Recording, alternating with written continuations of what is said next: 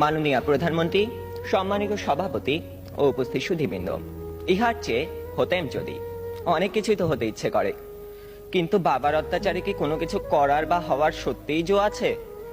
এই তো কদিন আগে বাসার সবাই মিলে নাটক দেখতে বসেছে।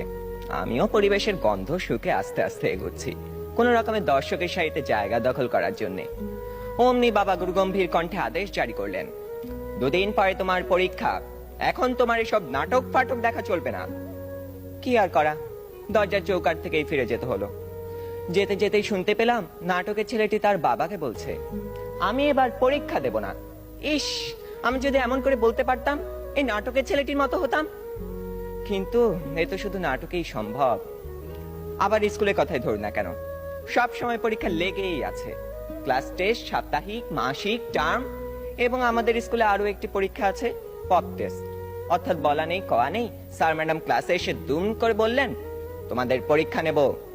কি জ্বালা, এমনিতেই পরীক্ষার ভয় বাঁচি না, তা আবার এই পপ টেস্টের ভয় রাত দিন কাঁটা হয়ে থাকতে হয়।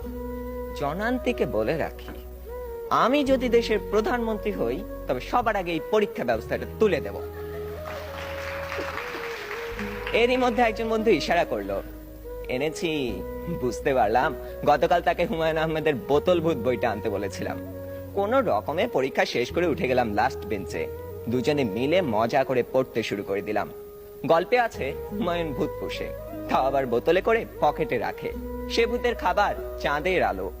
ক্লাসের একজন যখন একথা বলে দিল, তখন অঙ্ক স্যার বোতলটা নিয়ে ভূতটাকে এক ঢোকে পেটের ভিতর চালান করে দিলেন। অমনি স্যারের পেটের ভিতর গুড়গুড় শব্দ উঠতে শুরু করলো, আর তিনি হেঁচকি তুলতে লাগলেন। দম ফাটিয়ে হাসতে যাব, হঠাৎ কানে টান পড়তেই শটান দাঁড়িয়ে গেলাম। বইটা পড়তে পড়তে টেরই পাইনি কখন ইংরেজি ম্যাডাম চলে গেছেন আর এসেছেন জমদূত প্রায় আমাদের অঙ্ক স্যার। বইটা নিয়ে গেলেন হেড স্যারকে জমা দেবেন বলে। তার মানে আরো এক দফা শাস্তি। আপনারাই বলুন, এত শাসনের মধ্যে স্বাধীনভাবে কোনো কিছু করার উপায় নেই তো হওয়ার উপায় আছে? ধন্যবাদ সবাইকে।